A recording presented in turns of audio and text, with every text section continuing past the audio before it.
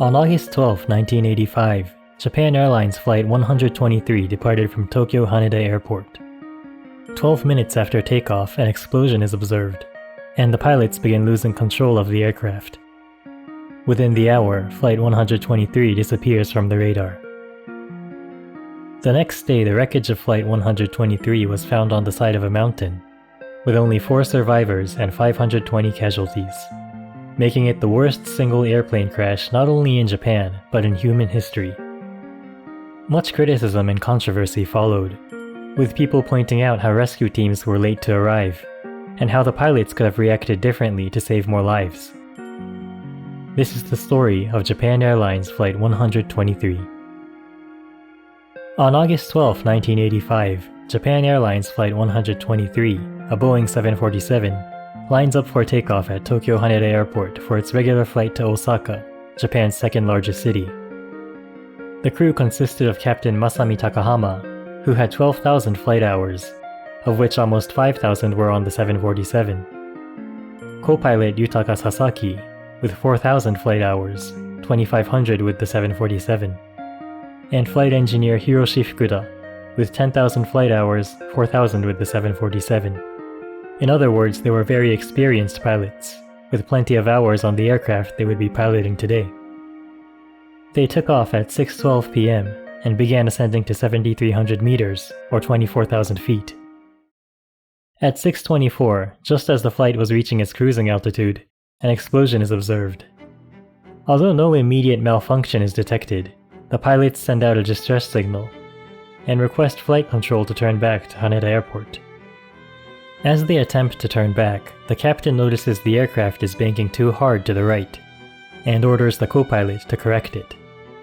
However, the co-pilot repeatedly claims that he cannot correct the bank, at which point the flight engineer notices hydraulic pressure was falling rapidly. The crew didn't know it at the time, but the back of the aircraft had literally exploded, ripping the vertical stabilizer off. This is a photograph of Flight 123 taken from the ground during its final moments, and you can clearly see it is missing the vertical tail wing. This explosion had also severed the hydraulic lines. In layman terms, hydraulics are a system of tubes filled with liquid that are used to control components such as the rudder and elevator on the tail wings. Because the hydraulic lines had been destroyed, Flight 123 was leaking hydraulic fluid, resulting in the crew losing control of pretty much the entire aircraft. The captain declares an emergency and tries to head back to Haneda Airport. However, because they no longer have control of the rudder, elevator, or ailerons, the aircraft begins to pitch up and down, while rolling side to side violently at the same time. The pilots attempted to control the aircraft by using what was still working: the engine thrust, and the flaps on the wings, which were controlled by a separate electronic system. At one point they managed to get the aircraft heading back towards the general direction of Haneda Airport, but at around 6:40 p.m. they swing wildly off course, heading towards a mountain range in the northwest. They were losing altitude, and despite their best efforts to stabilize the aircraft, at around 6:50, Flight 123 begins banking right at a dangerous angle. What you are about to hear is actual audio from inside the cockpit at the time.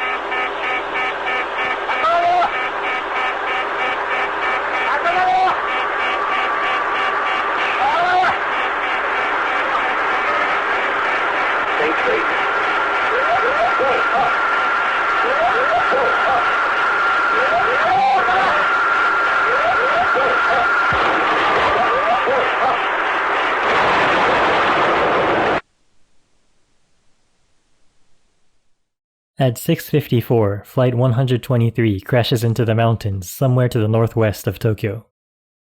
Within minutes, a pair of F-4 Phantoms of the Japanese Air Force are dispatched to search for the missing aircraft. Aircraft from a nearby United States military base, and local police and fire departments are also mobilized. The aircraft were quick to locate the remains of Flight 123, as both the American aircraft and Japanese fighters noticed large fires within the mountain range. Rescue helicopters arrived on scene before 9 p.m., but could not land or begin rescue efforts. First of all, the crash site was literally a sea of fire. The billowing black smoke was so thick searchlights could not penetrate it. This night was also a new moon with no ambient light, so the helicopters could not make out a safe landing area. There were also electric lines crossing the area, making it too dangerous to get up close and get a better look. Approaching from the ground was not an easy task either, because the ground rescue team, consisting of military, police, and fire department personnel, could not visually see where the plane had crashed. They had to depend on search aircraft to guide them towards the scene. However, GPS was not widespread in 1985, so aircraft had to make a rough estimation on where they were based on radar readings, and somewhat eyeball how far the target was relative to their location. This was difficult to do at night when you cannot get a full view of the surroundings. The red numbers on this map represent the location of the crash site reported by various search aircraft.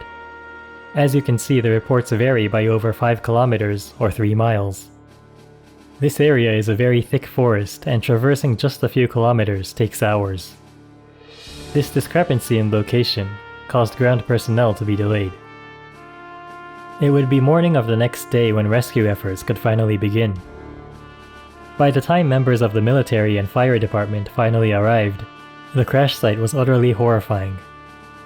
The impact was so severe it had literally torn the skin off some of the deceased. The entire area was littered with random body parts. Corpses burned to a crisp. Miraculously, there were 4 survivors who were airlifted to nearby hospitals.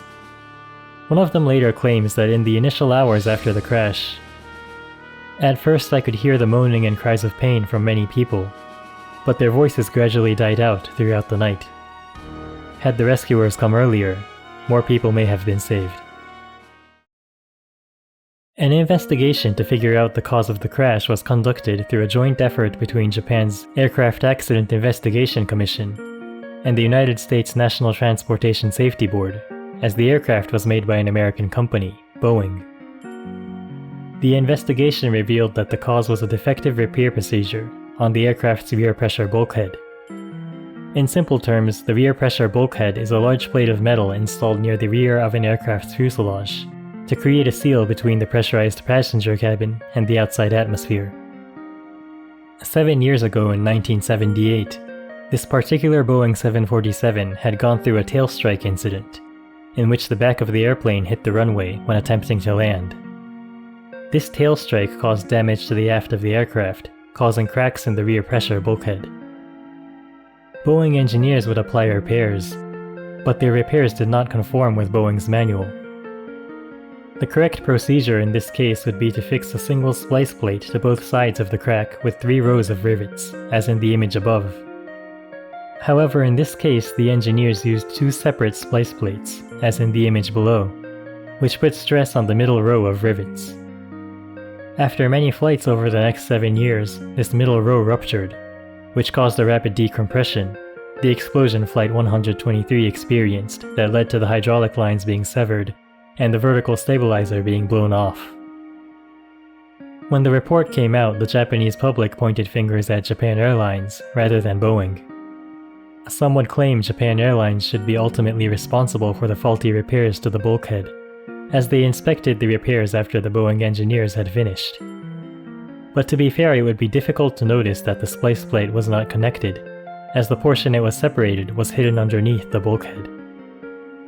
Others would blame the pilots, saying they should have maneuvered the aircraft towards the sea and made an emergency landing in the water, therefore lessening the impact and decreasing casualties.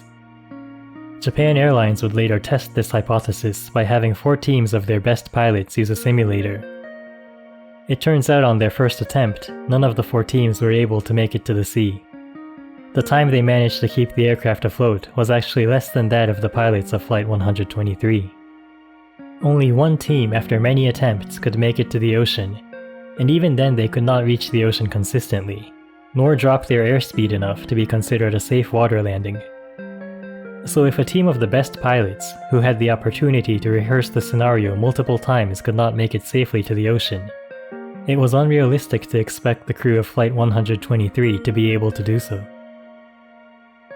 Another point that became the focus of controversy was how it took over 13 hours until the first rescue teams arrived on scene.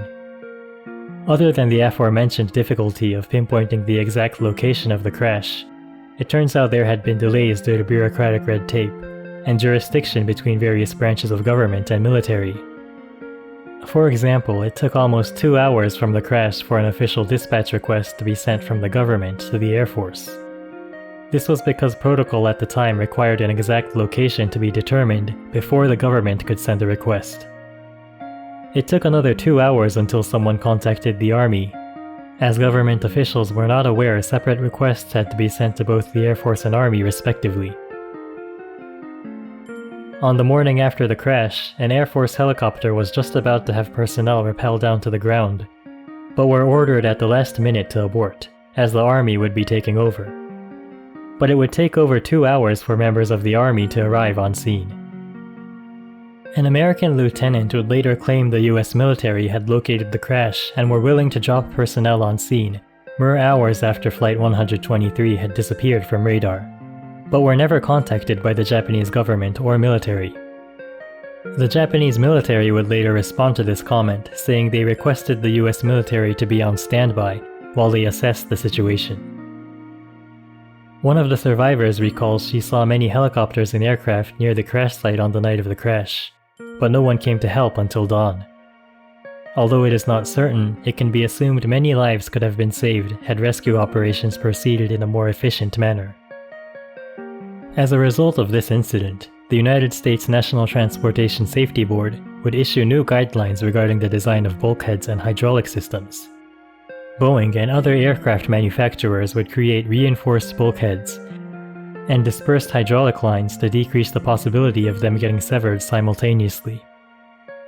In Japan, rules and regulations would be modified to allow a more speedy response to similar cases. This incident had a significant impact on Japanese society, and some older citizens who vividly remember it still have a phobia of flying. Because the crash of Flight 123 is a well-known and documented story, I had to cut out many details so this wouldn't turn into a 1-hour-long video. If you would like to know more details about certain aspects I didn't include, please let me know in the comments below. I may make a follow-up video if there is a lot of interest. As always, thank you for watching until the end. Please like, subscribe, and turn on notifications if you like this kind of content. I'll see you in the next video.